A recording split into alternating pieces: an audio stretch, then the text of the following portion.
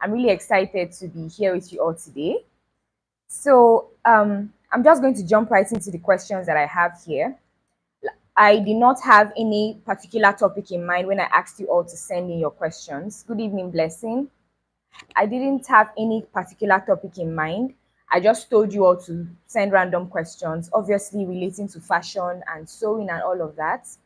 So I'm going to get right into it. I'm going to start from how will I put it? The question that is not going to take me too long to explain, and then I'm going to work my way up to the questions that will take more time to explain, because there are some really, really good questions here that it's like a whole it's like a whole class trying to answer them. So thank you all for all your questions. If you dropped a question, thank you so much.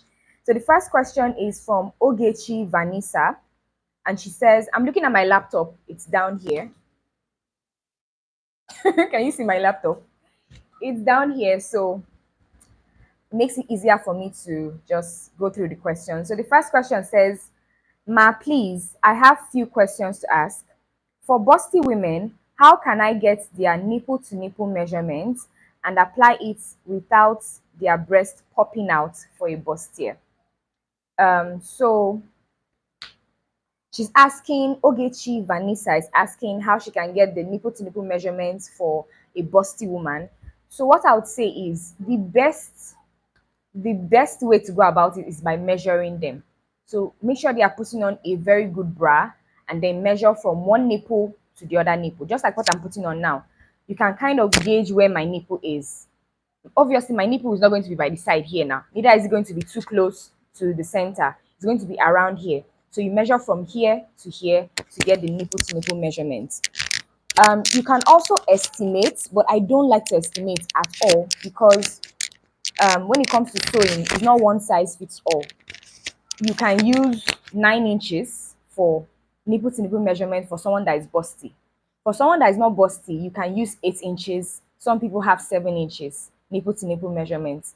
But for someone that is busty, you can estimate and say, okay, 9 inches. But that might not always be the case. You might end up using 9 inches and it might not fit well. So it's best to measure, unless the clients cannot come in, for you to take their measurements. Then you can now estimate and say, okay, maybe 9 inches would work. So I think it's best to always measure. Now, when it comes to the second part of her question, where she says, how do I apply these measurements without the breast popping out of the bustier? I cannot really answer that in this live because there's a lot, when it comes to drafting a bustier, sewing it, there's a lot that goes into it. So I can't really answer that for this or during this live. So I would advise that you have a bustier class you can join. There are also lots of bustier tutorials on YouTube. I have bustier tutorials. Other YouTubers have bustier tutorials, so you can, watch them and then, learn these techniques. But I would say that when it comes to when you're working with busty people, you have to be really careful, because it could go wrong really quickly, and that's why you really need to learn the techniques. Okay. Kamara, I'm so sorry your battery is low. Don't worry, this will be uploaded on the channel. So even if you leave now, you can come back later and watch it. So I'll upload the live stream on the channel after it's done. The next question by Ogechi Vanessa is, what formula can I use to achieve a pencil skirt for women with hips? So when a woman has a lot of hips, or is very endowed and she has you know what's it called now, she's big down there, right? I think it's best to use the hip allocation method. Sorry, my microphone keeps falling off. It's best to use the hip allocation method. I don't have a tutorial on it, but you can search on YouTube, search for pencil skirt or skirts hip allocation method. You're going to find tutorials on how to use the hip allocation method, because you don't sew a pencil skirt for someone that has hips and butts like that. You don't sew their pencil skirt, or you don't draft the pencil skirts the same way you draft for people that don't have like a lot of hips and all. Okay, so I hope I've answered that question. The next question says, what type of stay can I use on a vintage fabric to give it weight? So vintage fabrics are usually light. So I think the best interfacing you can use or stay you can use is hair stay. Hair stay is very light, and it's, it's kind of like cloth, so it fuses very well to whatever fabric you put on it. And since it is vintage fabric, it's light, so you don't want the stay to be too thick for the fabric. So I don't know what you're trying to sew with the vintage fabric, but I believe hair stay should work fine. For instance, you can use a vintage fabric to sew a shirt, and then for the collar, you need to have like stay on the collar, right? So you could use hair stay for it, maybe double the hair stay if you want it to be very thick. But I think hair stay should work. Obviously, it will still depend on what you are trying to make. The next question from Ogechi Vanessa. I'm trying to answer questions from one person, all the questions from a person, before I move to another person. So nobody will say I did not answer their question. So we are still answering Ogechi's questions. Her next question and the final question from her is, how do I achieve a 720-degree flare? So a 720-degree flare is actually a 360-degree flare times 2. So it's two 360-degree flare. So if you do 360 plus 360, you will get 720. So for instance, if you want to make a 720-degree skirt, right? A skirt that is 720 degrees, what you would do is you would, let's say your waist measurement is, let me say 28. 28 is your waist measurement. Now, obviously, you add your allowance. Let's say you add 2 inches allowance to that, and that will give you 30 inches, right? Now, you're going to divide that 30 inches by 2, which will give you 15 inches. Now, you use this 15 inches to get the radius for your 360-degree flare, okay? 360-degree flare using 15 inches, which is half of your waist measurement, okay? Then after that, the next thing you do is you're going to cut 2 pieces of that. So you want 2 pieces of the 360-degree flare. You cut 2 pieces with that 15 inches radius. So use that 15 inches for the waist to create the radius or to get your radius. So you cut 2 pieces and then you join the 2 pieces together. By the time you join it, you see that you have 720 degrees flare, and then this 720 degrees flare is going to have that waist measurement of 30 inches, which is what you started with, because you added 15 plus 15 to give you 30, and you added 360 degrees plus 360 degrees to give you 720. Blessing is saying she did not send her questions then, but you have a question now. So Blessing, you have to wait till I'm done answering other people's questions that sends their questions earlier before you ask yours, okay? Because these ones it's like a first come first serve thing. They already asked their questions yesterday and on Friday when I posted. So just hold on. At the end of when I'm done answering all these other questions, I'll answer your question, Blessing, okay? So moving on, the next person here is Peach. That's the name here. Ga Peach, Peach, whatever. I don't know how to pronounce it, but Peach is the name. And her first question is, I want to get into making wedding dresses. Will you be offering a class for that real soon? So I'm going to consider making a wedding dress class, so bridal wears wedding dresses, but I don't know when I will be able to do that. The reason is because I have I have other classes that I have planned to create and release. So I don't know when I will be releasing a wedding dress class, but definitely I will in the future. I don't know when, but yeah. Her next question is, what is the price for your cheapest dress and your most expensive dress, and which dresses are they? Can you show a picture of each? So she's asking me the price of my, oh, okay. Okay, this is actually Kelly that asked this question. She's actually one of my students, Kelly Sherrod. She is Peach, and she says the GA is short for Georgia, okay? So Georgia Peach. We're answering Georgia Peach's questions now. So my most expensive dress is a corset dress that I made with beaded lace fabric, and I still beaded the dress. So you know how you use beaded lace and you still go and bead it again? So I used the beaded lace and I also beaded the dress, and I made this dress for a bride.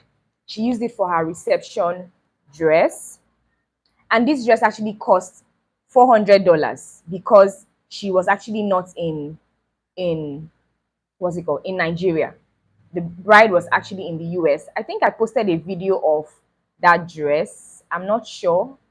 Yes, I think I posted a video of that dress, but I'm going to confirm. I can't remember at this point. But that's my most expensive dress. By God's grace, I'll have more expensive dresses in the future. And then my least expensive dress is a shift dress, just a regular shift dress with crepe fabric, and it was 15,000 naira, including the crepe fabric. Okay, so it was a very, very simple dress. It had pockets, and yeah, just very simple dress. So I hope I've answered your questions, Georgia.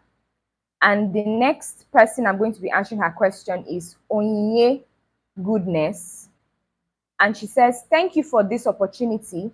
How can I sew a beautiful A-line dress for someone that her waist is bigger than her hip and bust?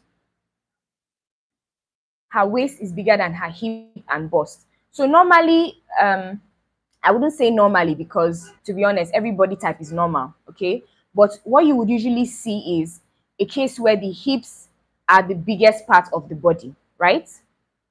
But in this case, she wants to know how to make an A-line dress for someone whose waist is bigger than her hip. It's an A-line dress, so it's pretty simple. So the bust is obviously smaller than the waist. So once you mark the bust measurements, you mark the waist measurements, it should go from small to big. Thank you, Princess Sal Hope. Thank you very much for joining, and thank you for the compliments. So as I was saying, the bust is smaller, right? The waist is bigger, so it goes like this already. The bust is already smaller up here, and the waist is down here, like here, right? And then the hip is smaller than the waist. But because the waist is bigger than the hip, you can just go from the waist and open it out. This is an A line, right? I hope you guys understand. Do you understand what I'm saying? So once you mark the bust, you mark the waist. The waist is bigger than the hip. So instead of going back in to mark the hip and then it becomes like this, you just take it straight from the hip, from the waist rather, you just open it out. This is an A-line dress. You just make it wider till it gets to the hem. So I hope I answered that question for Onye. And the next person, okay, yes, you understand. Thank you. The next person that asked the question is Ifoma Clementina. She says, thanks for this opportunity. It's rare. Please, what are hacks and tips for sewing bra cups to make it deeper enough not to show any part of the breast? So I want to believe she's talking about bra cups. Thank you so much, Bukola, for the compliments. So Ifoma is asking how to sew bra cups in a way that it's deep enough not to show the breast. So I want to believe she's talking about corset cups or corsets. So when it comes to making corsets, if you stick to ready to wear cups, you may not be able to get enough coverage for the bust, especially if the client has big boobs, right? If the client has big boobs, you might not be able to get enough coverage because these ready to wear cups don't get very, very big. They have limited sizes, and the sizes they have are usually small sizes. So your best bet is to create your own bra cups. Create your own bra cups. That's your best bet. I have a detailed corset class. I also have free corset tutorials on my channel. So if you don't want to pay, if you don't want to pay for the class, you can watch one of my corset videos on how to create a corset cup that gives you very good coverage so that your bust is not exposed. Amaka Presh says, hi Ma, it's good to see you. Thank you for all you do and the way you teach. You are indeed a beautiful lady. Thank you so much, Amaka. Thank you for joining as well. The next question here is from Dignified. Dignified, I think that's the name. Dignified. She says, fashion has evolved a lot and breast cup bustier has come to stay, right? So when a client comes to you, she doesn't tell you this is the type of breast cup or breast cut you should use. How do you determine the type of breast cup to use for a particular client and for the particular style? Thank you in anticipation. So the question she's asking, Dignified, is so we know breast cup bustiers, right? But then she's saying that if a client sends you a style, for instance, and she doesn't tell you, oh, make it a corset or make it a bustier or make it a bustier with under bust corset, how do you know which one to use? So what I would say to this is, first of all, if the client sends you a style, you have to study the style. If the client sends you a style, you have to study the style to know what is done on it. Now, if you see this top I'm wearing, just look at it. Can you see? Who can tell me what is done here? Is it a bustier? Is it a corset? What is it? What is my dress? Who can tell me before you proceed? I'm giving you small class work. Somebody should comment. What is my top? Is it a corset? Is it a bustier? Is it a regular bodice with waist dart? Is it under bust corset? What is it? What is my top? Someone should answer before we proceed. I'm waiting. Somebody should answer me. Oh, somebody says the bustier. Blessing says the bustier. Some says it's a normal bodice with knife pleats. The gifts or the okay, Christine says bustier. Okay, please stand again. Let me stand again. So people will not say you look very well. Oh, check whether it's a bustier or it's a bodice or it's any. What is it? So happiness says is a normal bodice without that. So the answer is that this is a normal bodice without that. So happiness got it right. Ima Coca says normal bodice with that. There's no dart on this top. See, there's no dart. This fabric is stretchy, so I'm able to wear it without putting a dart. It still fits my body, still gives the fit I want without any darts. Okay, so you have to be very, very attentive. This is an example of what you would get when a client sends you a style. You have to look at the style. You have to zoom, check very well. If there was a dart here, you would have seen a seam line here. Do you see? You would have seen a seam line here if there was a dart. But because there's no seam line, it means there's no dart. So you have to be very attentive when a client sends you a style. Zoom if you have to zoom. What I also do is that I use Google, is it called Google Lens? I think I use Google Lens, that's what it's called. So just go on Google Play Store or Apple Store and search for Google Lens. Now this Google Lens, it does something called reverse image search. What this means is that if someone sends you a picture, you take that picture, you put it on that Google Lens and you search. Anywhere on the internet that picture is there, you will find it. Even if it's a video, whatever it is, you will find it. Pinterest also has this reverse image search feature. You can do it on Pinterest as well. Just go to the search bar and then put the picture you want to search. So if your client sends you a style, put it on that Google Lens or Pinterest and search everywhere for that particular style. Because the reason why you have to do this is because the picture that the client has sent you might not be clear. Even if it's clear, it might just be one picture. There might be other views. Maybe the person turned like this and took a picture, the person turned like this and took a picture, but the picture you have is only front view. But with Google Lens, with Pinterest, you can see other views. You can even see videos. If there's any video on that style on the internet, whether it's on Instagram, Facebook, wherever, you will find it and you're able to look at the different views of that dress. And when you're able to do that, what happens is that you can now see exactly what is done on the dress. You can now see, okay, this is actually a bustier, or this is actually a corset, or it's an underbust corset. So you have to be very attentive and look at the style very well to see what is there. On the other hand, if you're the one that created the style, okay, because there are times when a client has reached out to me and said, okay, I want an original design, just create something for me, and I've gone ahead to create a design.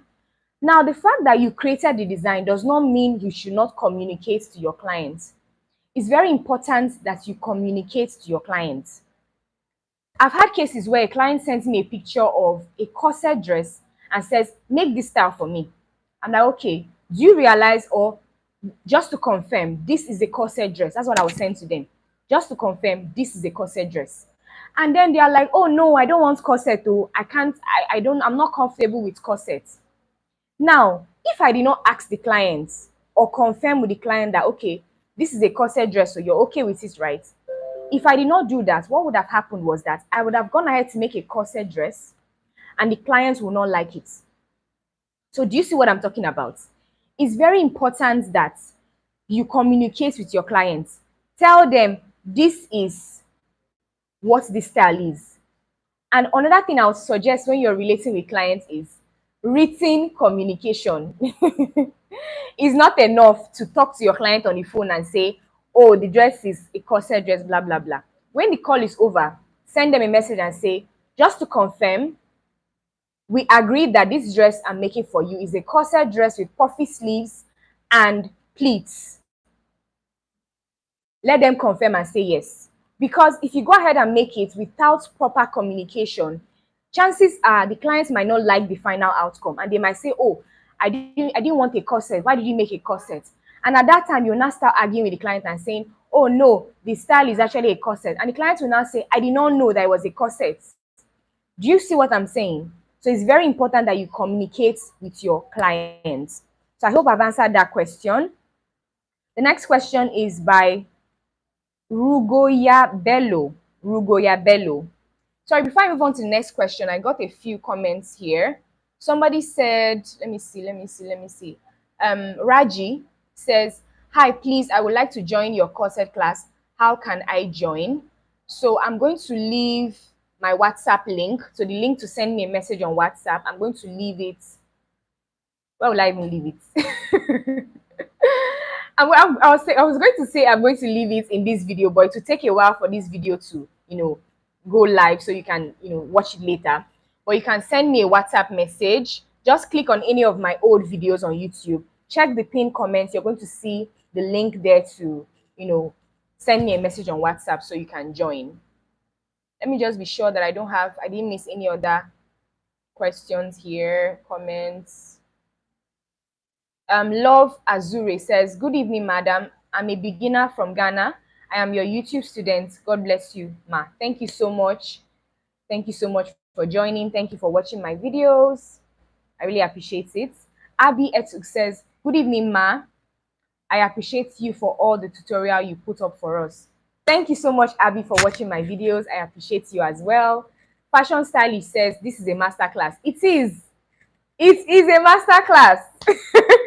Let's move on. I don't want to keep you all too late. I know this is Sunday. You have to be with your families, your hobby, and your children, and your wifeys. So let me not take your time too much.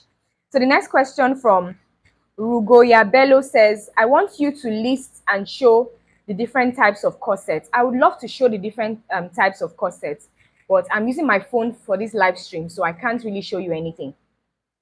I'm sorry, but I can list the corsets, the different types of corsets. So we have a cupped corset.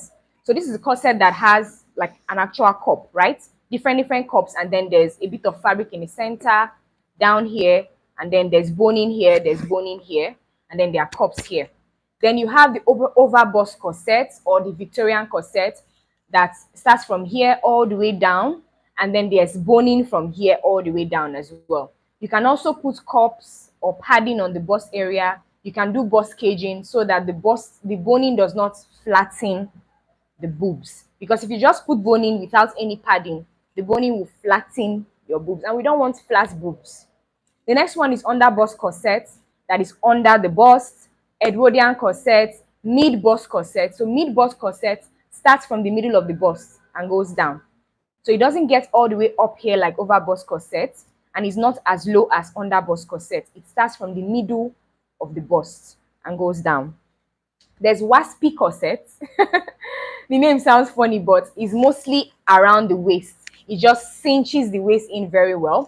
And then there's another one called corsetlet. So this one goes all the way to your thigh. It starts from up here, goes all the way, snatches your waist all the way down to your thigh. So there are even more corsets. Okay, there are different types. There's more, but these are the ones that I was able to get online. I know that the popular ones here in Nigeria is cupped, over bust, under bust. Those are the ones that we really focus on, but there are so many more. So I hope I've answered your question. The next person is Ademide, and she says, "Thank you for this opportunity, ma. I'm a fashion designer and auxiliary nurse, and I don't know which one to choose because I'm thinking to further my nursing or to upgrade my tailoring or combination of the two." I'm laughing because this question is so popular. Even me too is one of the questions that I have to sit down and ask myself every day, because I have a PhD in microbiology, which is a world apart from fashion, which is what I'm doing. So there are different ways you can tackle this. The first one is leave one of them. I'm going to give you different ways to go about this. The first way is leave one. It's either you focus on a nursing or you focus on fashion. You choose one. That's the first way. The second one is have a part-time nursing job,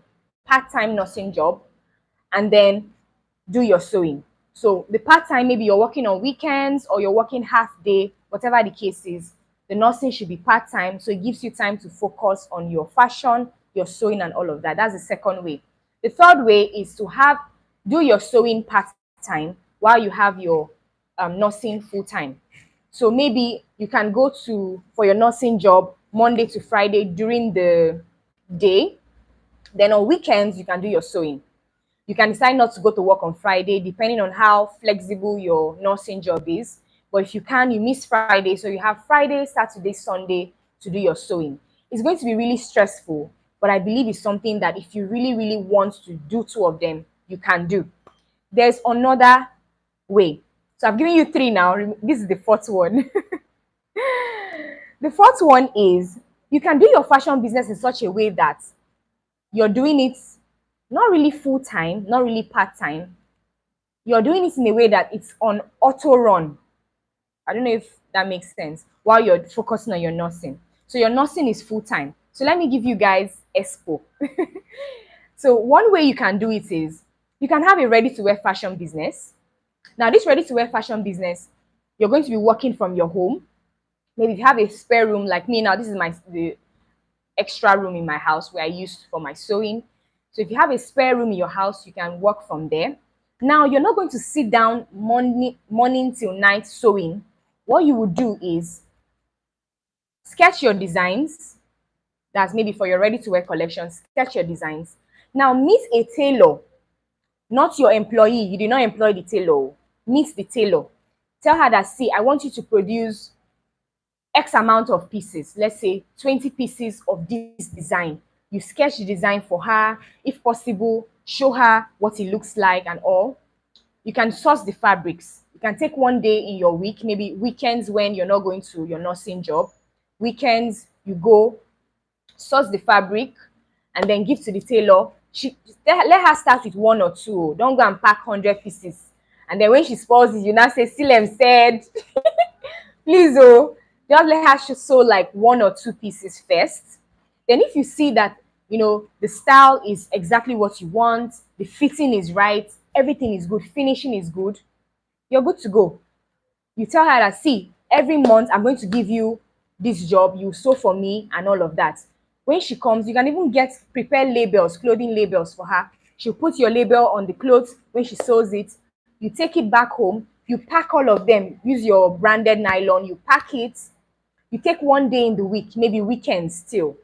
Maybe on Fridays, you source your fabrics. When the tailor is done sewing, you can take Saturday for packing orders and delivering to your customers. So you take the orders, pack them, call your rider, and then send it out for delivery.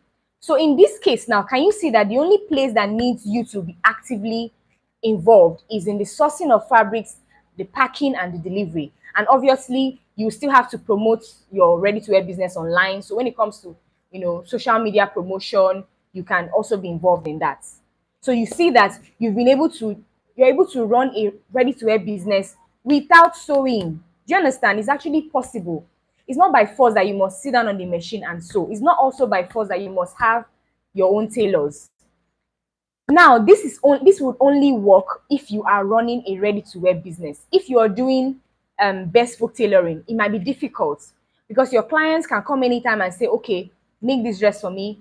I need this dress needs to be adjusted, this and that, and it might take more time from you. But with ready to wear, it's very simple. This is the style that the client ordered. She ordered it in size 8. Once the tailor is done sewing, you go pick it up, pack it, and send it out. The disadvantage of this, however, is that this tailor is not your employee. So they might even just dump your clothes, your fabric one side, and just sew their own clothes. Do you understand? So there's a disadvantage to this because you cannot keep a close eye on that tailor. They can even pack your material and run. This is Nigeria. Any things are happening, okay? But if you can get someone that is trustworthy, this is something that works. I have seen people run businesses like this effortlessly without stress. Okay, so this is a way, or these are ways that you can combine your sewing with your nursing. Okay, so I hope I have answered your question. The next person is Beryl. Beryl says she has a couple of questions actually. The first one is, how do you handle criticism? Guys, this word, wait, let me read some comments here. This word always is like a tongue twister for me. Let me see. Aminat says, that's a wonderful advice on written communication. Trust me, that written communication thing has saved me a lot of insults from customers because I'll just go and screenshot the chat and say, see what you said here. So if you cannot deny now because you're the one that said it ahead. So it makes it so much better when you focus on written communication. Happiness F. Young says, good evening, my love. Please, how will I get more clients? What are they things to do? For me, I don't have issues in sewing and finishing. So Happiness, your question will be answered once I'm done answering all of these questions that I received yesterday and Friday. So I'll answer your question at the end of everything. SD Guide says, thank you for all your free tutorials. I'm learning a lot. Thank you so much, SD Guides, for watching. It's getting dark, so I have my ring light here so that people are not going to be seeing darkness. Let me just keep this ring light better. Okay, I think it's better now. Yeah, much better. So Beryl says, how do you handle criticism or rudeness from customers? They always get to me. I'm sorry, Beryl, it should not get to you. It's one of those things. However, when it comes to dealing with customers, I'm working on a ready-to-wear course, by the way.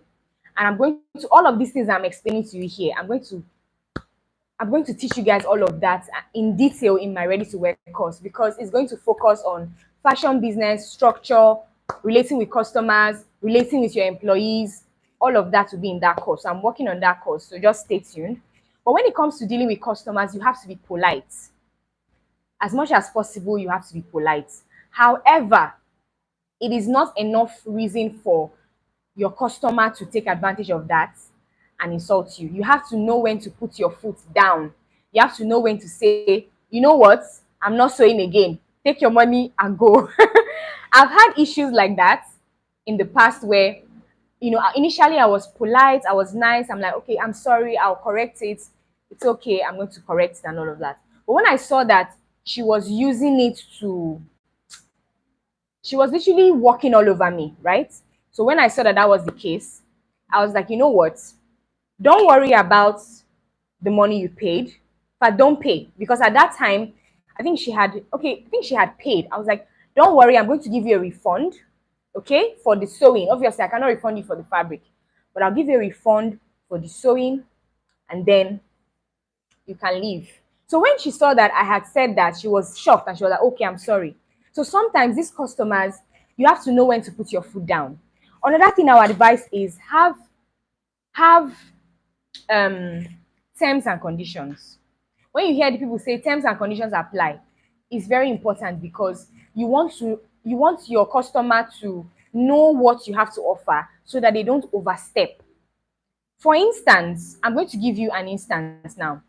One of my policies, I'll call it policies, is payments for whatever outfits you want to order, you must pay at least 50% of the price of the outfit before I go to source fabrics. Before I go to source fabrics, not before I sew it.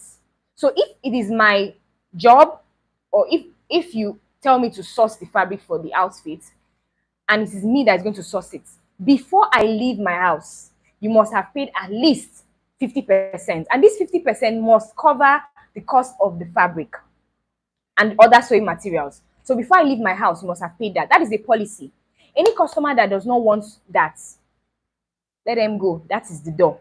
So you must have policies in place. Another policy I have is, once I'm done sewing the clothes, I'll take a picture of it on my mannequin and send to you. You confirm, look at it. If there's anything I need to adjust or correct, you let me know. And then once you are okay with the dress, before I send it out for delivery, you must have paid the remaining 50%. Do you understand? So you must have policies in your business. Otherwise, your customer would, try to mess with you. Another policy I have is that when it comes to alterations, so adjustments, the dress is done and I want to adjust it. For instance, you decide or you say that, oh, what will I say? Let me give an instance. The pocket is not deep enough. Let me give an instance. The pocket is not deep enough. And then I have to change the pocket and make it deeper. Now, the kind of adjustments I take, I don't know how to explain this. The adjustments you accept to do on a finished dress that you've made should not be, let me just be sure that my microphone is on, should not be too out of the ordinary. I don't know if that makes sense. So the style of this dress I'm wearing now is off shoulder with straps here. You can call it cold shoulder. Now imagine the client sends me this style and say, I want this exact style, and I've made it. And she now comes and says, I want you to change the sleeve to puff. I'm going to charge you extra because that is not the style we agreed on.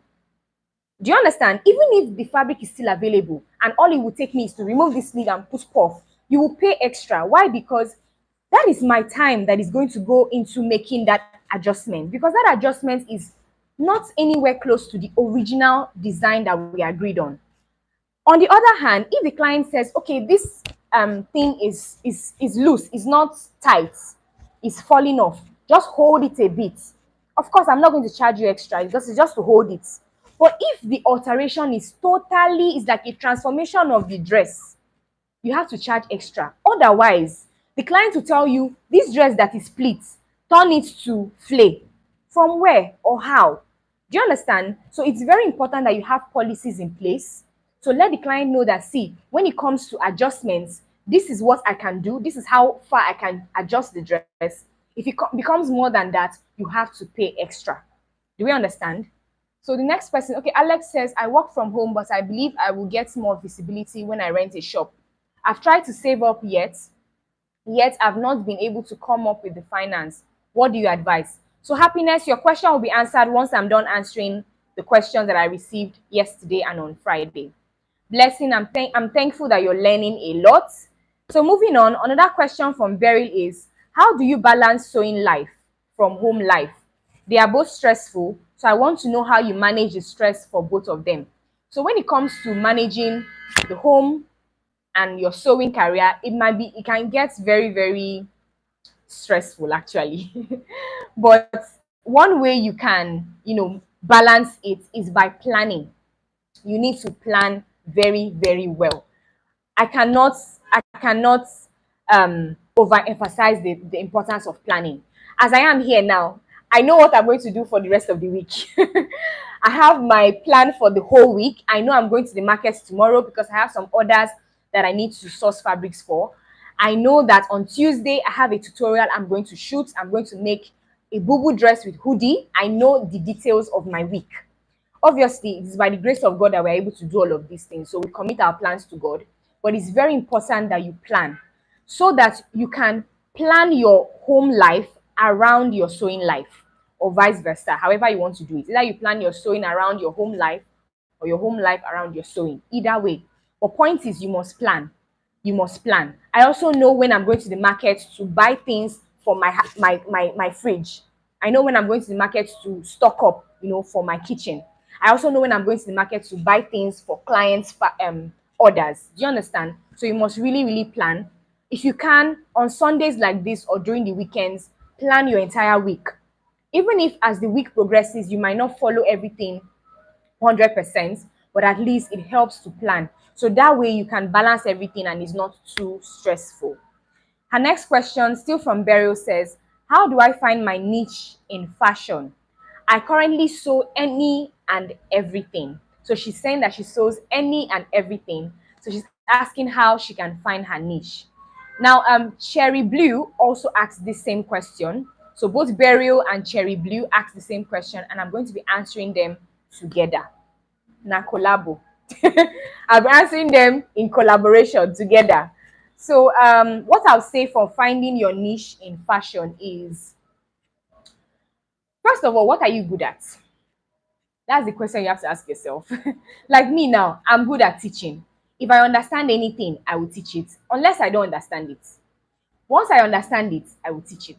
So my own strong point is teaching. Do you understand? Teaching is my strong point, and that's why I'm able to do my sewing and then focus on tutoring when it comes to fashion. I am focused on tutoring. Yes, I sew for clients here and there, but it's not my priority, to be honest. My priority is not sewing for clients. My priority is getting tutorials, making online classes, and in the future, having a physical space where people can come and learn how to sew. Okay? So you have to find out what it is that you are good at. For instance, let me say, if you like to sew, right? What exactly do you like to sew? Do you like to sew corsets? Do you like all that, all those kind? Are you very good in sewing clothes that, when you make them, they are snatched and fitted? You're good at making bustiers, or you can't be bothered. You just like boo dresses. You're very good at making boo dresses, or you're good at making two-piece sets, or you're good at making dresses without lining. Like this one I'm wearing that has no lining, but the fit is still there. So what is it that you are good at when it comes to sewing? That will give you that will make it easy for you to find your niche, because if you can find what you're good at, you'll be able to know what your niche is, or that is going to help you to focus on that thing so you can niche down and be good at that thing. Okay, because when it comes to your niche, there's no point niching down on something that you're not good at. I don't know if you understand. You don't know how to make corsets. So why will you have a ready-to-wear brand that the end all the collections are corsets, corsets, corsets? Unless you have very good tailors that are able to sew corsets. But even with that, I wouldn't still advise it. Because if you have tailors that are good with corsets, what if one day one of them goes away and they don't come back? Do you understand? So it's important that you focus on what you're good at when it comes to niching down in fashion. I hope I've answered that question. I don't want to spend too much time. We're already 46 minutes into this live stream. Time is flying. So now, moving on to Cherry Blue. Cherry Blue asked so many questions, and they were all amazing questions. All the questions are amazing, but she asked a lot of questions that, I'm going to really use to teach in this live stream, because obviously I want you guys to learn something in this live stream. Love Jones says, what if you don't yet know what you are good at? You have to experiment. When it comes to fashion, don't be in a hurry to start taking customers' orders and start churning out designs and orders and all, and fulfilling orders. Don't be in a hurry. When you're starting, the time when you were learning how to sew, maybe let's say you did a 1 year program or a 6 months program that you learned how to sew. During that program, there's something that you made that was very easy. It didn't take you too long to grab. But there's another thing that you made that it took you a longer time to understand or to get. Do you understand? If you still don't know what you are good at when you're done with your training, your fashion training, just sit back, go online, get different styles, right? Get different styles. If you don't know how to make them, go online. There are lots of tutorials. Make all of these styles and find out which of them do you enjoy making the most. Which of them, when you compare all of them, which of them has the best fit? I don't know if you understand. It just takes a while for you to figure out what you are good at, but with time, I believe you'll be able to figure it out. Love Jones says, because I do so much. Now, the reason why I saw a lot of things that are not, it seems like I have no niche. I saw a lot of things because I am teaching it. I am teaching it. I will sew corsets today. I'll make a tutorial. Tomorrow I'll sew boo dress. Next tomorrow I'll sew shirts. Because I am teaching it. Because my niche is teaching. Teaching. My niche is teaching. Okay, that is why it seems like I'm sewing a lot of things. Okay, but you, now that you're not teaching, you are just sewing for clients, you need to figure out what you are good at and focus on that. Now, moving on to Cherry Blue's question. Her first question, she has a number of questions. I think she has about 10 questions here. Her first question is, thank you for this opportunity, Silem. Thank you, you're welcome. She says, first, how do I start a ready-to-wear business from home? Now, this question by Cherry Blue was also asked by Ladidati. So I'm answering Ladidati and Cherry Blue's question because it's the same question. I'm answering them at the same time. So how do you start a ready-to-wear business from home? So I think the first step is um, the first step is, how will I say the first step is starting a ready-to-wear business from home? The first step is talk to people. Talk to people about what you're about to start. Obviously, don't talk to people that will discourage you. Talk to people that will support you and say, okay, ride on, right? Talk to people, create a bit of awareness about the fact that you want to start a ready-to-wear line. If people already knew you as someone that was sewing, it's different. You know, it's easy to just tell your clients and friends and family that, okay, see you know, I've been sewing for you for X amount of time, but I want to also add ready to wear to it. I don't want to only do bespoke tailoring, or I want to completely switch from bespoke to ready to wear. Whatever the case is, if people already know you as someone that is sewing, it's easy to just introduce it to them. But if you have just learned how to sew, people don't really know that you know how to sew. They don't really know how good you are. You need to go and tell them that, see, I'm planning to start a ready-to-wear line. Now, the best way to meet people to promote whatever you're trying to sell to them is by wearing it. As I am now, I've made this one I'm putting on. I can walk up to anybody and say, see, I want to start a ready-to-wear line. And see this dress I'm putting on. I'm going to sew nice designs for you like this, you know, so this style and more, okay? When they look at the dress and say, okay, this dress is fine, it looks nice on her, it fits good, it's easy for them to now be receptive to what you want to say. So it pays to, first of all, start with yourself. That's what I would say. The first step in starting a ready-to-wear business is start with yourself. Sit down, sketch a couple of designs that you want for your first ready-to-wear collection. Sketch a couple of designs, get them together, go to the market, buy fabric, and sew them and wear it. It's kind of like an investment into your business. Whenever a business starts, it does not start with profits. Business starts with you investing into it. When I started YouTube, I was not making a dime. When I mean a dime, I was not making one kobo. I was not making 1 cent. It was free. I was just going to the market, buying material, sewing for myself and sewing for other people for free to post on YouTube. And it took me over 8 months before I started making money on YouTube. And even when I started, it was little or nothing. It would take me 3 to 4 months before I'll make the $100. Because on YouTube, before they can pay you, you must make $100. So it took me 3 to 4 months. Then this was, let's say, 2020. That was when I started YouTube. It will take me 3 to 4 months before I will get that $100. That is after waiting for 8 months. I did YouTube for 8 months. Now, mind you, I was using my data. I'll use my data and upload this video. Data is money. So can you see that before I started making money from this business of YouTube, I invested into it. So it's the same way. To start your ready-to-wear brand, you must be willing to invest your money. If you're not ready to put in your money into your business, if you're not ready to put in your money, is it other people that will now put their money into your business? Do you understand? So it's very important that you start with yourself, start making clothes for yourself, start talking to people. When you talk to them, put on one of your best that you have made for yourself that fits great. Say, see, I make clothes, so this is the one I've made, and all of that. The next step I would say is go on social media. Social media is the best gift to mankind after Jesus Christ. After Jesus Christ, the next best gift to mankind is social media. Okay? It has there are a lot of opportunities. A lot of opportunities. A lot of my online students that register for my online courses are from, YouTube, from Instagram. I don't think I've met any of my online students in person. Like I've not met any of my online students. And I've trained over, let me say 2,000 students online. Different courses, different months. Every month I run, online classes. Over 2,000. And I've not met anyone physically.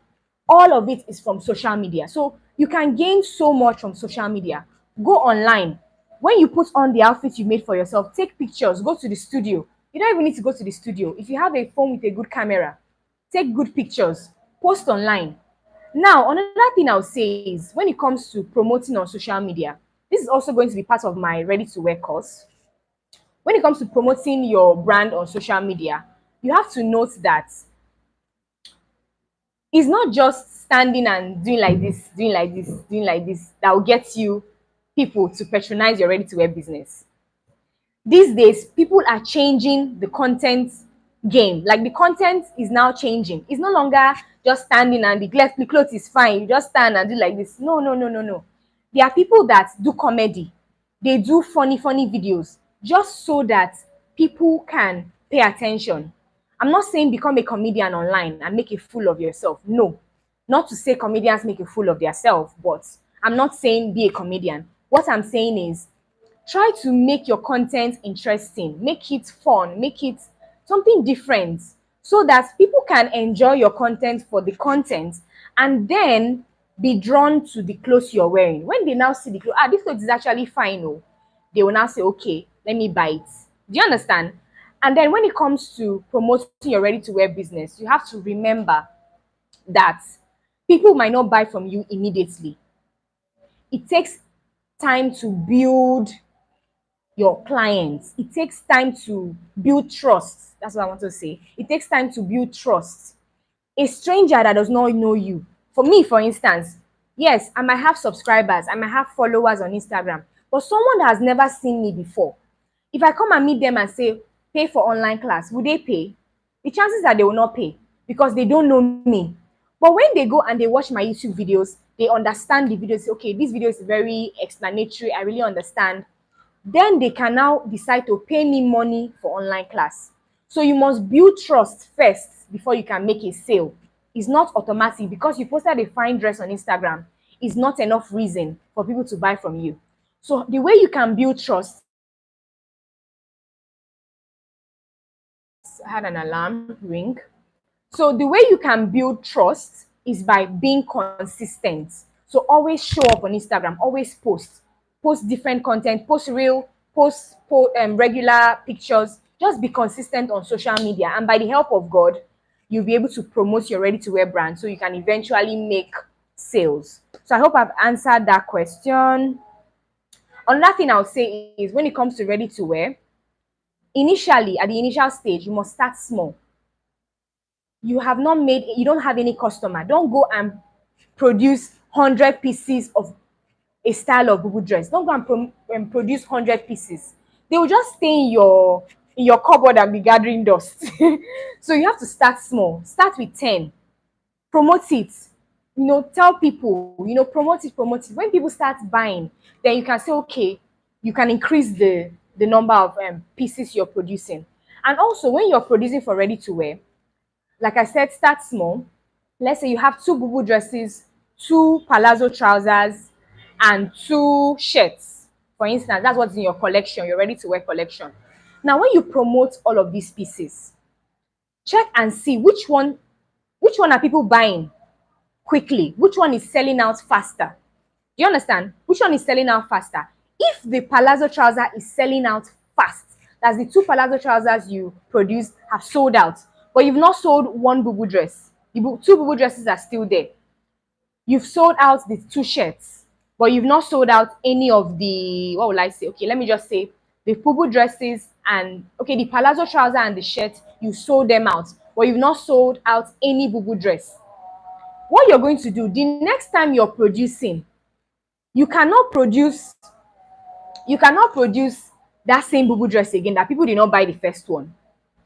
Do you understand? You produce more of the one that sold out faster compared to the one that did not sell at all or that sold very few pieces. So that's how you work in a ready-to-wear business. You don't just mass produce things just for the sake of it.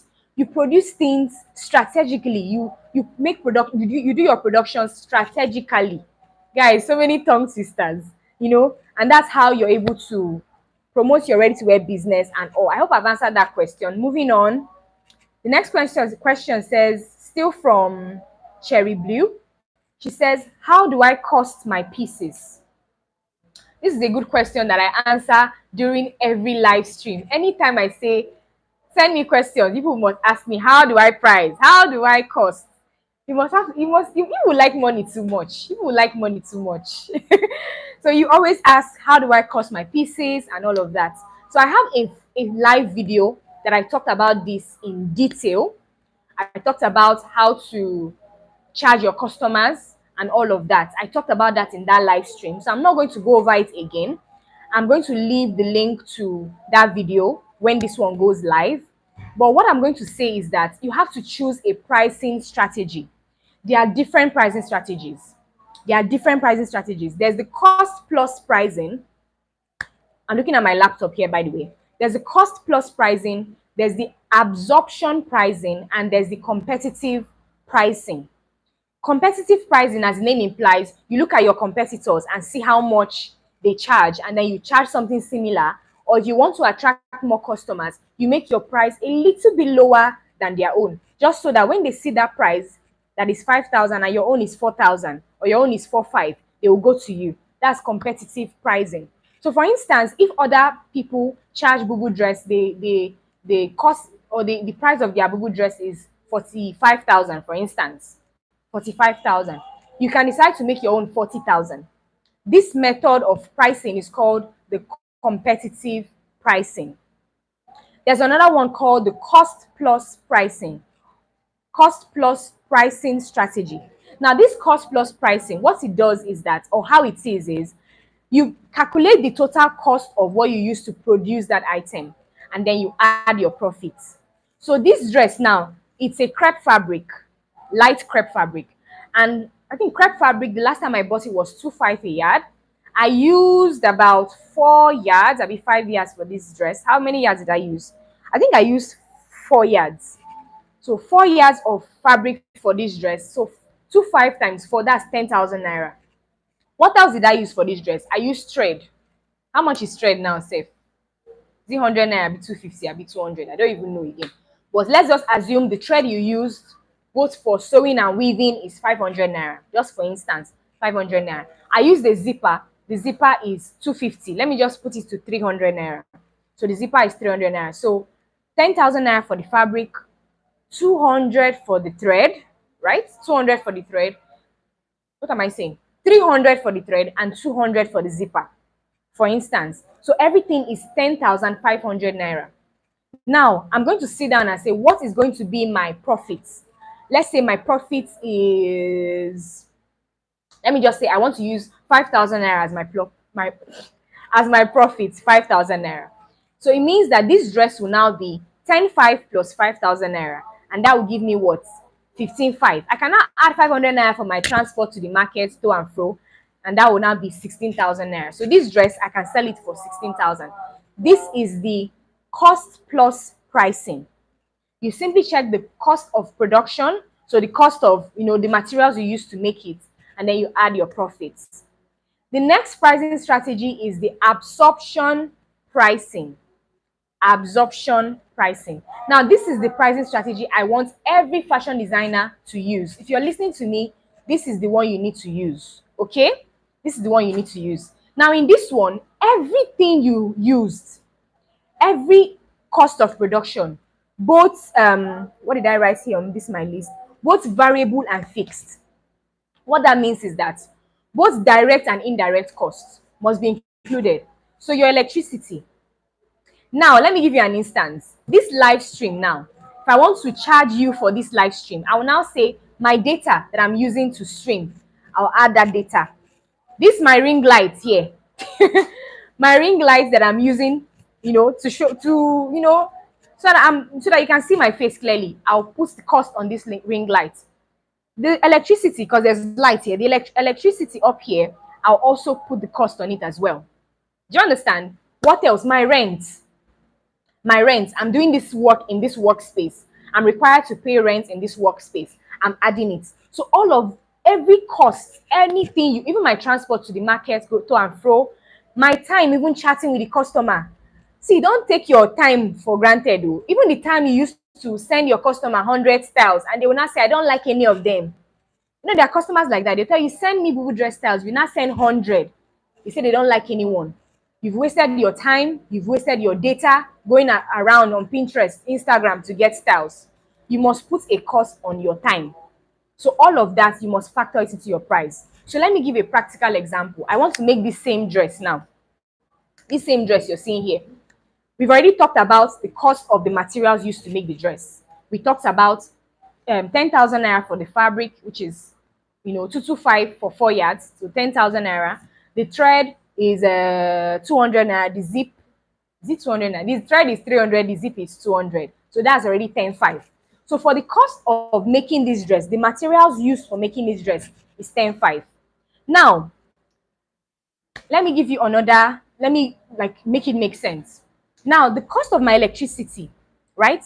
I can now say I'm going to add 1,000 naira for the cost of my electricity. I'm just giving an instance. 1,000 naira is added to this price to cover for my electricity. I'll now say another 1,000 naira is added for my, what will I say? What else will I use?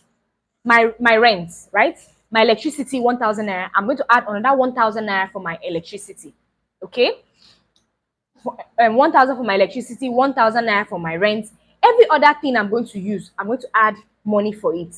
Now, there's a formula you use to calculate for each of these things. It's not just you not just add any random money. So now let me give you an instance. My rent, let me say my rent is 500,000 naira. Let's say my rent is 500,000 naira. Now, I know that in a month I make how many? Let me say in a month I make 100 dresses. In a month I make 100 dresses. 500,000 divided by 100 is what? 50,000. Abi 5,000. Sorry guys, I don't know math. let me just do it quickly. 500,000 and remove 100. Okay, that is, so let's see, 1, 2, 3. 5,000 naira, I'm correct. So 5,000 naira. So now it means that for each of these 100 dresses in a month, sorry guys, let me go again. 500,000 naira is my rent, and that is for 12 months. 500,000 divided by 12 months. First of all, 500,000 divided by 12 months. Let me see if I can quickly calculate if YouTube will add. So 500,000 divided by 12 gave me about 41,000, right? Okay, let me just call it 40,000. So each month, I need 40,000 naira. I need to make 40,000 naira that will go towards my rent at the end of the year. 40,000 naira. Now, this 40,000 naira, in a month, I make 100 dresses. So 40,000 divided by 100, right?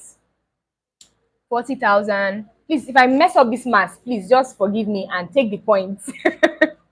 Because if you see me and math, we don't work the same way. So that is about 400, I believe. Sorry, let me just calculate. So 40,000 divided by 100 dresses. So that's about 400 naira. Please correct me if I'm wrong in my maths. Correct me, okay? I'm a tailor. I am not a mathematician.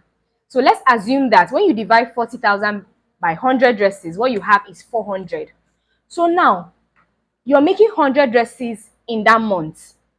You must add 400 naira inside your costs. You must put 400 naira, and that 400 naira will go towards your rent. So 10,500 is already the cost of my, my dress. All the materials I use for my dress, 10,500. I'm now adding 400 naira for my rent. You calculate the same way. How much do you spend in a month for electricity? If you use prepaid, you have an idea of how much you spend every month on electricity. You divide that by the number of dresses you expect to make for that month, and then you add that money into the cost. So anything you're spending, you must add it. Also, like I said, you spend time online chatting with the customer, getting different designs and all of that, sending to her. Just that time you spend online chatting with the customer, put put money on your time. So let's say for every hour, my hourly rate, I'm paying myself, my hourly rate is, let me say, 500 naira. So every hour I spend with a client, I must add 500 naira to that money.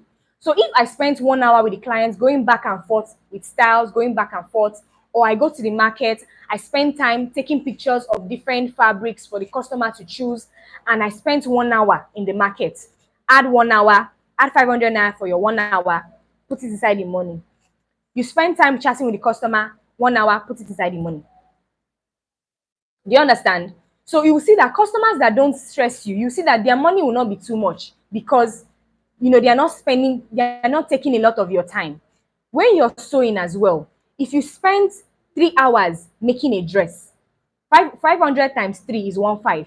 Add that. Do you understand what I'm saying? This is aside from the money you're paying yourself, or like the money you're paying yourself. This is aside from that one. This is aside from your profit, oh. This is just the different costs that you're putting together to make up the price. Now, when you've put all these things together, so let me continue with my example. 10.5 is the cost of the things I bought, 10.5, 500 naira for my rent, making it 11,000. Let's say the client only spent one hour of my time, chatting and all of that, 500 naira, and that made it 11.5. Let's say now I now spent, let me say I spent how many hours? Let me say I spent 4 hours making the dress, and my hourly rate is 500 naira. So this 500 naira now times 4 hours will give me what? 2,000 naira. I'll add the 2,000 naira to the 11.5, abi? So that makes it 13.5. After you've added everything, now it is now the time you will put your profits, because this profit is the one that you will use and eat, because all of this other money, they are going different ways. Remember, the 10.5 is going to buy the material and everything you need. The 500 naira is going straight for your rent. 500 naira is going for your electricity. Your hourly time, that one is different. They must pay you for your time. Do you understand? That is the time. After that, you will now add your profits. So if you want your profit to be 3,000 naira, it should not be too much because you've added other things to the money. Your profit can be 3,000, 5,000, depending on how you rate yourself. Okay, you add that. So let me just say if I add a profit of 5,000 naira to it, to 13.5. Remember, we calculated 13.5 plus 5,000 naira. That will give me what? 18.5. So can you see now that the cost of this my dress is now 18.5? So when I tell a customer that the cost of this dress is 18.5, I know what is inside that 18.5. I did not just wake up and say 18.5. Compare this to the cost plus pricing that I explained to you, where you just got 10.5 for the materials and you added 5,000 naira. So you see that with cost plus pricing, the cost of this dress is 10.5. But with absorption pricing, the cost is what? 18.5. So can you see the difference? With cost plus pricing, the disadvantage is that you're going to take from your profit and start sorting out your rent. You take the money from your profit and start paying rent. You take money from your profit and pay electricity. By the time you're done paying anything, you will not have any money left. That is why some tailors work for years and they have nothing to show for it. Why? Because they were using the cost plus pricing method, where after they bought their materials, they sold and they put small profits. They now took from that profit and started paying rent, started paying for electricity, paying for data and other things. Do you understand? Now, the competitive pricing, like I explained, let me give an example. Now, I go on Instagram and I see that people that make this style of dress, they are charging 15,000 naira. I don't know how they got the 15,000 naira. All I know is that they charge 15,000 naira. What I'll now do is I'll now reduce my own small to make it 14.5, or I'll charge the same thing with other people, 15,000 too. I don't know how much the fabric is. I don't know how much anything is. When I now go to the market, I'll now realize that, hey, whoa, the material is actually 13,000 naira. Oh. I'll now use 13,000 naira out of the 15,000 and buy material. I'll now have it left with 2,000 naira. So can you see the difference between the different pricing strategies? So depending on the one you want to use, you would see the different results. But I would advise you, please use the absorption pricing so that when you've sorted out all your bills and all the things that all the indirect costs that you had, you still have something for yourself to save and invest back into your business. Okay. Moving on, the next question from, I need to rush because we've spent a lot of time, guys, talking. Hey, me that likes to drink water when I'm talking, I'm surprised I don't have any water bottle near me. The next one says, how do I source and pay tailors? This is still from Cherry Blue. How do I source and pay tailors? Let me read some comments before I proceed. Comments. Okay. Oh, Love Jones says she learns almost everything she knows from me. Wow, I'm so proud of you. You learned everything online. Well done. It's not easy to learn everything online. Oh, well done, girl. Amaka Presh says, wow, it only takes a virtuous lady to sit, bring out her time to teach people what she knows will help them actualize their dreams. May God continue to bless you for this. It is not easy and I appreciate you. Thank you so much, Amaka. God bless you too. Kelly Sherrod says, are you on Instagram? What is your handle? My handle is the same everywhere. D_Silem.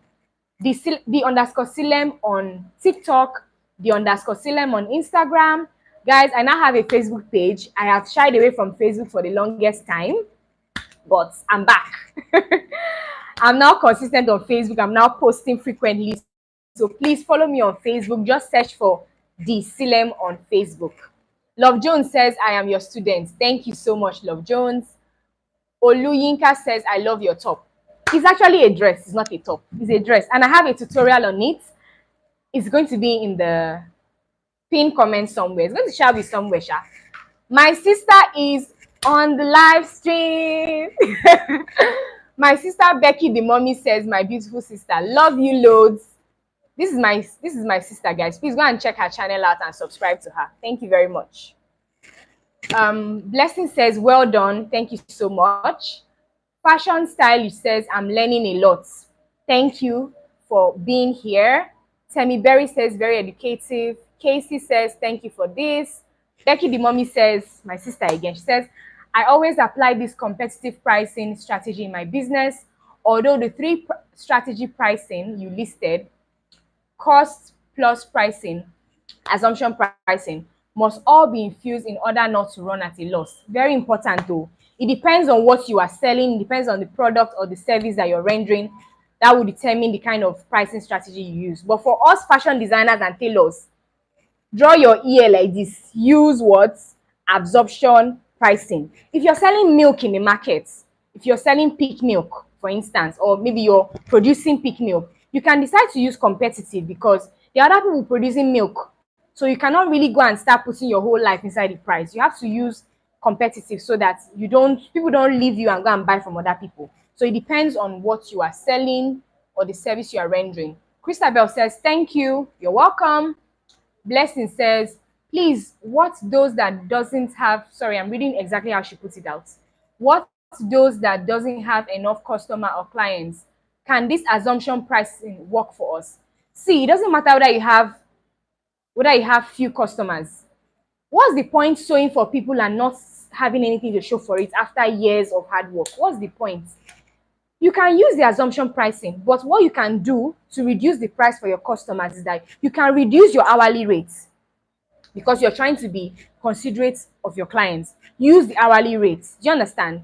You can reduce your hourly rate. So if someone else will charge 500 naira for their hourly rates, you can charge 250. You can charge 100 naira for your hourly rates, just so that the price reduces for your customer. But do not touch your rent, do not touch your electricity, do not touch the cost of the material. Those ones have to be fixed. These other things like your hourly rates, you can reduce it a bit so that your customer is not scared by your price. You can also reduce your profits. Like I said, your profit can now be 5,000 naira. Instead of 5,000, you can add 2,000 naira as your own profits. Do you understand? So you can reduce the ones that relates to you directly, but the ones that are out of your control, like your rent, your electricity, you cannot touch that one. Okay, so don't be scared. Your customer will not run away when you increase your price reasonably. Increase your price reasonably. but make sure that you factor in every cost that you are, every cost, okay? Just factor in everything. Mommy B says, please, can I know the method of Google Lens, how a dress is made? So the Google Lens method, just go on Apple Store or Play Store and search for Google Lens. You can put any dress you want there to search for it online. It just searches everywhere for, that style anywhere it has been posted, and then you see it, so that it just gives you an idea of the style that you want to make. So different angles, if there's a video, you can see the video, so that you don't charge your customer for a style that you're not even sure of. Do you understand? Or you don't go and say, okay, this dress will take 5 yards, but then the picture that the customer sent to you is not clear. Then when you finally go and see other videos and pictures of that style, you now realize that, I actually need 10 yards. So, so it's just so that you are sure of the style that you are sent. Let me get back to my Happiness F Young. Okay, just drop your question. Drop your question, so that once I'm done with these other questions, I'll answer your question. If you cannot watch the video now to see where I answered your question, when the video is uploaded on YouTube, you can come back and watch it to see where I answered your question, okay? So if you have any question and you're on this live stream and you did not send it earlier, drop it now so that I can answer it when I'm done with this question. So let's just move quickly. Cherry Blue asks another question. How do I source and pay tailors? How do I source and pay tailors? First of all, what kind of tailor do you want? There are different kinds of tailors. Oh. There are professional tailors and there are joiners. When I say joiners, I mean people that they cannot draft on their own. All they know how to do is when you draft for them or when you cut for them, they will now sew. You can also have a professional tailor that can draft, cut, and sew. Everything they can do. Now, you have to decide what kind of tailor you want. If you want a professional tailor, the disadvantage is that, Happiness, please type your question again, because I cannot go back up to read the previous question. So just type your questions again. Let me see it. Happiness, please type your question again, okay? So as I was saying, if you want a professional tailor, the disadvantage is that a professional tailor will charge more, because obviously they know how to do they know how, the entire production, they are good at it. They know how to draft, they know how to cut, they know how to sew, okay? But if you get a joiner that does not know how to draft, maybe they can only sew, they will charge less, or you will pay them less, because you're the one that's going to draft for them, or you're the one that's going to cut for them. So you have to decide what kind of tailor you want. Now, when it comes to sourcing for tailors, there are tailor agents that are available on Instagram, online, that you can reach out to them and they can get you tailors, and then you pay them for that service. So that is actually a thing, okay, where there are agents that they provide tailors for fashion, like for fashion houses, okay? So you can use that as a way to source for tailors. Another way that you can source for tailors is you have to groom them from the scratch. So for instance, now I have a fashion house where I teach sewing and I also sew for customers. Now imagine that one of my students, I've taught them how to sew. I can now give them the option, say, see, work with me. I like how well you're able to learn, the sewing and all. Work with me and I will pay you. Do you understand? This is someone that you taught. So they know the way you sew. Different tailors sew different ways. Tailors sew differently, okay? So they already know how you sew because you're the one that taught them. You can now take that person in and then start paying them as one of your staff. Obviously, they need to agree. Pay them as one of your staff, and then, you work with them.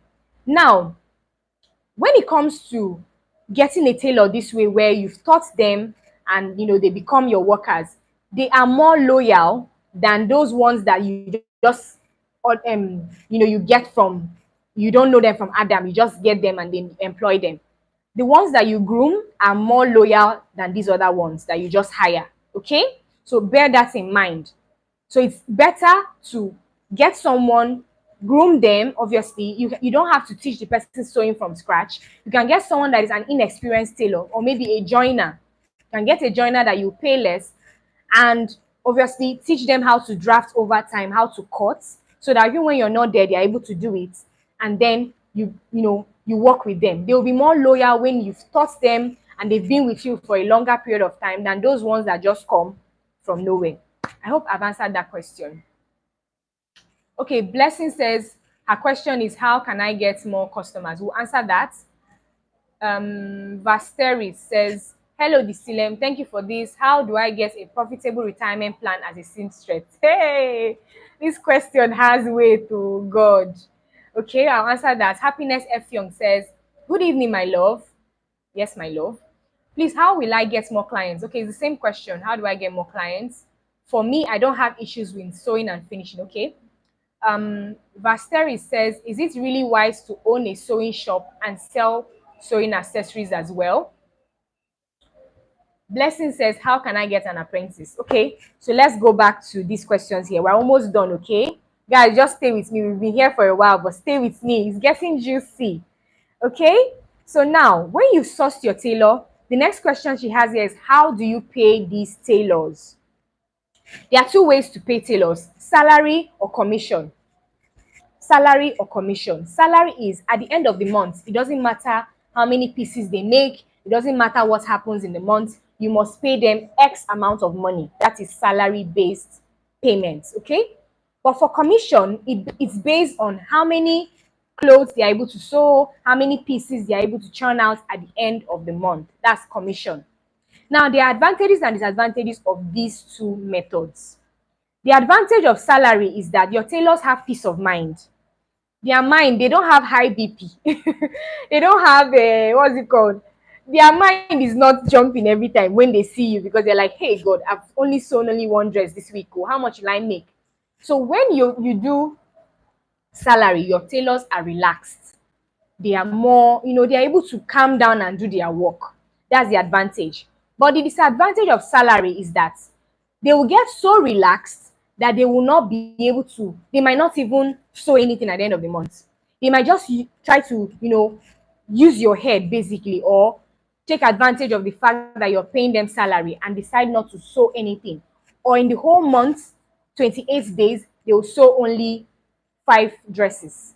Do you understand? So that's the disadvantage of the salary method. On the other hand, with commission, obviously you're paying them based on what they sew. So if they sew 10 dresses and for each dress you're paying them 5,000 naira, it means at the end of the month, if they sew 10 dresses, they will get 50,000 naira. Okay? 5,000 naira, 50,000 naira, yes. They will get 10,000 and 50,000 naira. That's commission based. In commission based, the advantage is that your tailors will be up and doing. They want to sew 100 clothes in one day. They will sew. But the disadvantage is that if they see if they see an employer that will pay them 6,000 naira for a dress, they will leave you and go there. Why? Because they've seen someone that is willing to pay them more. So they are not very loyal when you use the commission method. That's one disadvantage. The second disadvantage is that because they are hurrying, they might make some flimsy mistakes. When it comes to sewing, if you don't take your time, you will not see the mistake. Oh, it's when you are done. That's when you will now see the mistake you've made. Their finishing might be bad because they are trying to hurry. They might even sew without even weaving. They'll just sew it anyhow and then they'll just keep it for you. After all, they finish sewing it, so it doesn't matter. Another thing, when there is an adjustment that needs to be made on that dress, they will not be willing to sit down and adjust because their time is counting. They are thinking to themselves, the time I'm using to adjust this clothes, I would have used it to sew a new one and make more money. So they will not be willing to adjust. Do you understand? They will not be willing to alter the dress if alterations are needed. So these are the advantages and disadvantages of both methods. Now, the best approach, the best payment method you should use for your tailors is a combination of both of them. You're combining both of them. So what this means is that you tell them that, see, at the end of the month, I'm going to pay you a salary of, let me just say, 30,000 naira. So whether you work or you don't work, or obviously you must come to work now. If not, what am I paying you for? They are sure that at the end of the month, they are getting 30,000 naira.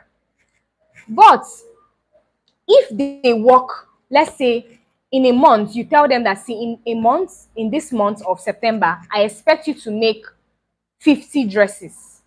And when you've made your 50 dresses complete, I will pay you 50,000 naira as your salary. But if you make 70 dresses, I will pay you more. I'll add some more money, or I'll give you a commission for, the extra clothes you made in addition to what you were expected to make. Does that make sense? So it's a salary combined with commission. Collabo. Lots of collabos. So you combine both of them. This way, what happens is that your tailors, first of all, they will have rest of mind. They know that at the end of the month, they are going to get X amount of money. But they will also be up and doing because they will want to make that extra money that is on the table for them. They will not want to leave that money on the table. They want to make that extra money. Okay? So that is the best way to pay your tailors. Next question. Let me see. Okay. Next question. As a newbie, how do I market my ready-to-wear business? Social media is the best way to market your ready-to-wear business. Wear your outfits, go out, talk to people, let them see what you're wearing. I've talked about this earlier, but make sure that you use social media very, very well. We're almost done, guys. Okay. Do you advise I go all out with branding as a new business, or wait until the business grows? No matter how small your business is, you need a little branding. You don't have to you need little branding. Yesterday, I and my husband, we ordered shawarma, and it came in a white nylon, like no name on the nylon, and the shawarma was wrapped in a white paper, just a white paper. I was like, what is this?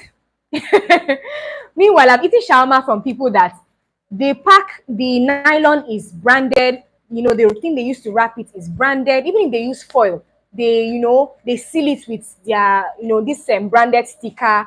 It adds to the experience when you brand. Okay, you have a branded nylon, you package it well so that when the person sees it, they're already in love with it before they even get to the main thing. So branding is very important. I'm not saying spend all your money as a startup fashion business. Don't spend all your money on branding, but at least have a decent bag, a bag that has your name on it. If you cannot get a bag, you can get label to put on your clothes. Just invest in labels, sew it on your clothes. Get a nice bag. It doesn't have to be branded for a start. Get a nice bag and put it. So at least the dress has your name on it. Do you understand? So for starters, invest a little bit money in branding, and as you grow as a business, you can invest more in your branding. The next question says, is bespoke more profitable than ready to wear? Not really. Anyone can be profitable. It depends on your business structure. It depends on your target audience. It depends on how much you're willing to promote and market your business. Okay, so it depends on you. You're the one that will decide, or you're the one that will determine how profitable your business will be. Next question. Why is it that men's ready-to-wear businesses are not common like that of women? I think they're actually also common. The only difference is that we women, we like clothes too much. So our own, businesses are more than that of men. I think so. But I believe that there are a good number of men's ready-to-wear businesses that are available. Next question. I bake for fun, but was advised to also turn it to a business. Can it be combined with my fashion business? Do you advise I run both? So this is the last question I have here from those that sent their questions earlier. So she's saying that she bakes for fun, but she also does sewing. She also has a fashion business, and she's asking if she should combine them or not. So when it comes to baking and sewing, I think they are very far apart. I think they are far apart. If you told me that you make shoes and you also sew clothes, or you sell shoes, or you sell handbags and you sew clothes, I'll say beautiful, combine them. Because as someone is shopping for dresses, they can also say, okay, I need a matching shoe. And you show them one of the shoes you've made, or one of the shoes you're selling, and it works. Fashion businesses also work. Your sewing business can also work with handbags, shoes, hair, even wigs, jewelries. You can sell jewelries as well.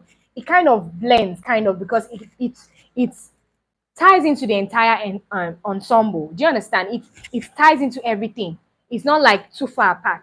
But when you talk about baking, how do you want to tell the customer that, see, oh, by the way, this dress looks good on you, but I have cake that you can eat. So it's kind of, I don't think you can really combine them. So I think what you can do is you can run it separately.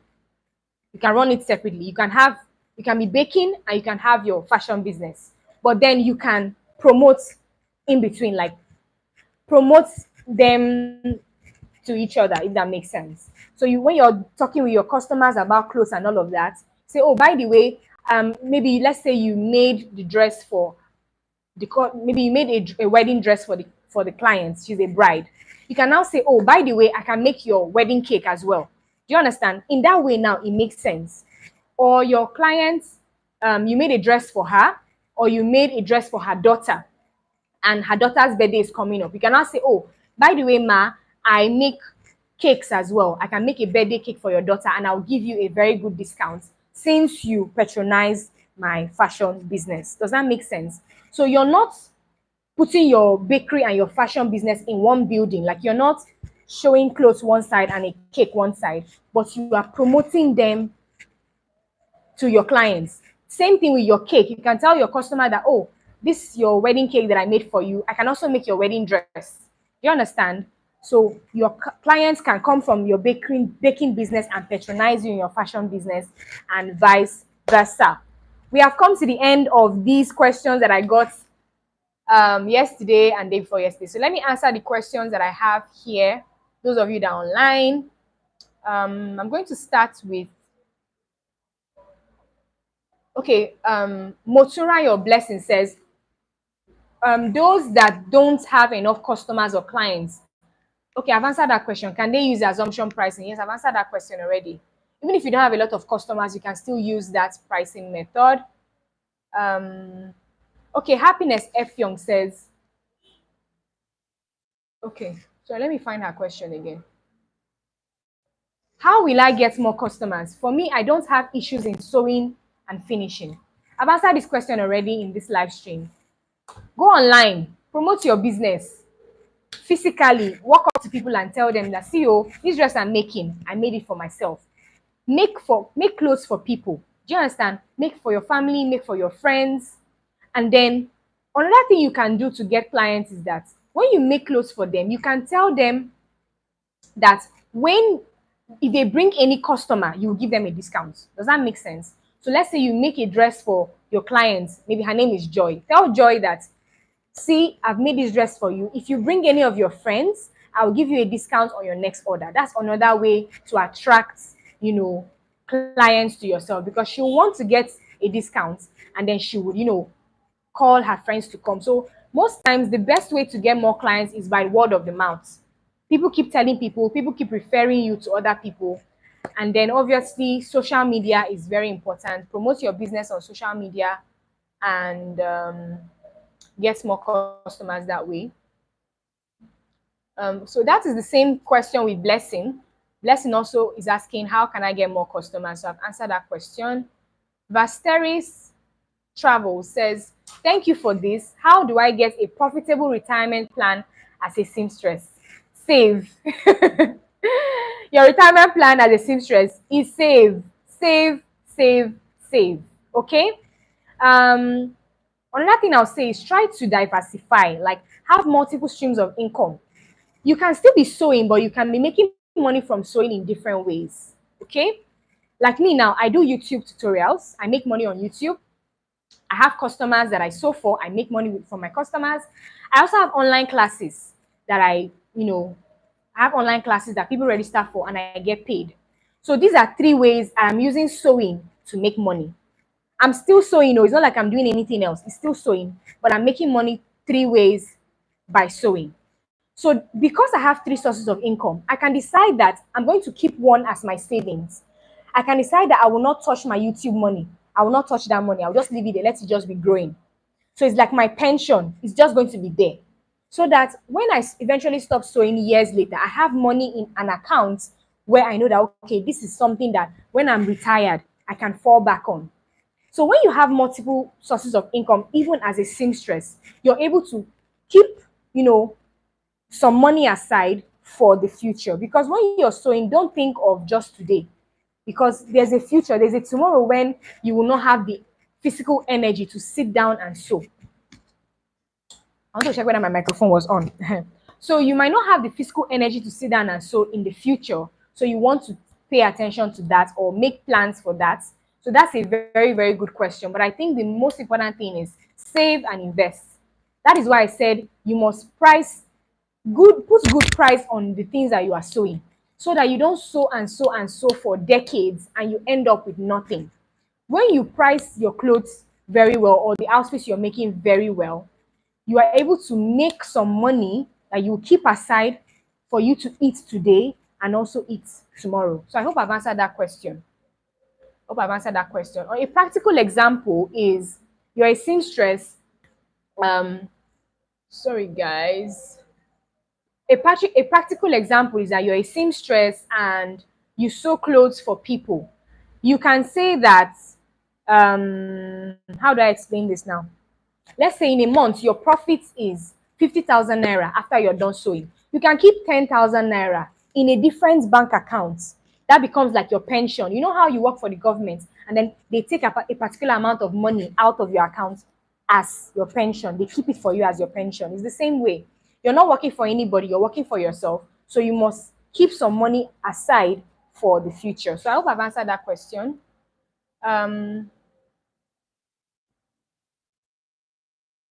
Vasteris Travel, same person, asks another question. She says, is it really wise to own a sewing shop and sell sewing accessories as well?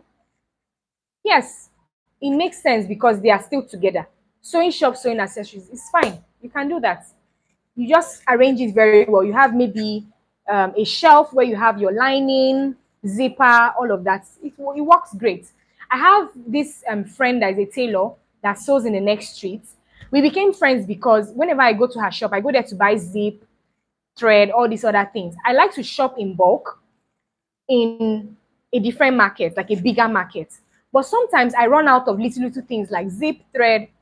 Then I go to her, I buy zip, I buy thread, and she sews as well. Her machine is one side, she has her lining, her it's fine. It's just like multiple sources of income as well. Just like I explained, it's like having different sources of income, but still under the umbrella of sewing. So it works great. Moturayo Blessing says, how can I get an apprentice? Just tell people that you sew and you're willing to teach them.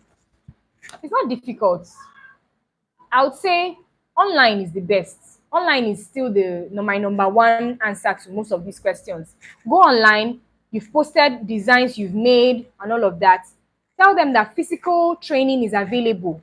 In case they are interested, they can reach out to you and you enroll them for physical training. Okay, so that's how you get apprentices. Apprentices. That's how you get apprentices, if that's the correct plural form of apprentice. So that's how you get them. Speak to family and friends. You might have one auntie or one cousin that wants to learn how to sew, and you might be willing to teach them. But make sure that when you're dealing with family, you put your foot down and charge them well. Don't say, because I'm dealing with my family member. So I think that's how you can get apprentices. Gabriel says, how to invite people apart from cards? I don't understand this question. How to invite people apart from cards? I don't really understand this question. Gabriel, please, do you mind explaining better? Rose says, today is the first time I'm joining your live show and I'm really blessed. Thank you so much for joining, Rose. Kelly says, I would rather sew my clothes online on my website rather than doing custom designs for customers. How do I push people to buy from my website instead? This website thing, a lot of people, I don't know why they are skeptical about buying stuff on website. I have a website as well, and all my online classes are on the website. But people would rather send me WhatsApp message. On my website, if you register for an online course on my website, you have 20% discount, like just 20% off. But people would rather send me a WhatsApp message. They will even go as far as telling me, I want to hear your voice. Let me be sure that you're the one. So I don't know why people are skeptical about. I think the best thing you can just do is just promote your website even more. And I think another thing you can do is when people reach out to you directly, maybe on WhatsApp, and they are ready to make payments, send them the link to make the payments on the website. Do you understand? Make a rule that payments are only accepted on the website. That's one way to drop or drive people to the website so they don't pay any other way or they don't do any other thing. Move them to the website. If you're promoting your business or your designs on Instagram, tell them go straight to the website. That is the only place you take payments. So that's one way to make sure that all the traffic is going to your website and nowhere else. So yeah. Okay, I love your work. I'm from Algeria. Thank you so much for joining, Omar. Amaka Presh says, please, how can one determine the sizes of someone in making a dress? Like, what are the measurements and its size? There are different size charts. There's the UK size chart, there's the US size charts. Different size charts have different measurements. So you have to go online and see the different size charts. You will see size 8, bust 35, waist 29, hip 38. I know this because I'm a size 8. So I know the exact measurements. But go online and you see different size charts and the different measurements. Okay? You are very beautiful. Thank you, Omar. Rose Otu, thank you and God bless. You're welcome, Rose. Omar says, your dress is amazing. I love it. Thank you. Gabriel says, how to invite people apart from cards? I really don't understand this question, honestly, Gabriel. Okay, Gabriel says, how to invite people to your shop apart from your business card? Still online. Everything is online, guys. We are moving to we are in the age where people are not really, how do I put this now? Everything is done online. Sales are made online. Everything is online. You might not even get people into your physical space, but you can sell to them online from the comfort of your home and from the comfort of their own home. Do you understand? So try to build your social media presence. Post more, be consistent more so that you can have people that are willing to patronize you. Now, obviously, when they are ready to make their order and maybe they want them to come into your shop to take measurements or all of that, then you can now tell them, oh yeah, come to the shop. This is my address. Do you understand? But I think most of it is online because you can't go to the streets and start dragging people to your shop. It doesn't work that way. But when you go online and you post your designs, you post all of these things, and someone says, okay, I want to come to your shop and get my measurements taken so you can make something for me, then you can now say, okay, this is my address. Okay.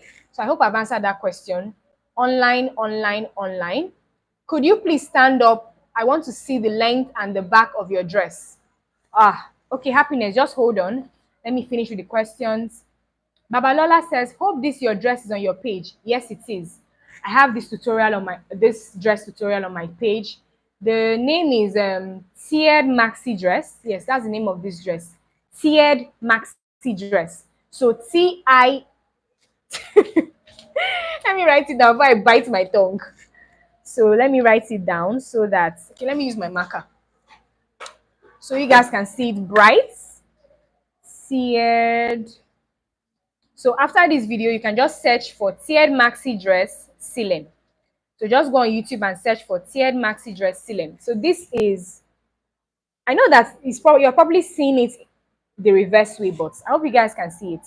Tiered maxi dress Silem. So search for this on YouTube and you will find the tutorial to this dress I'm putting on.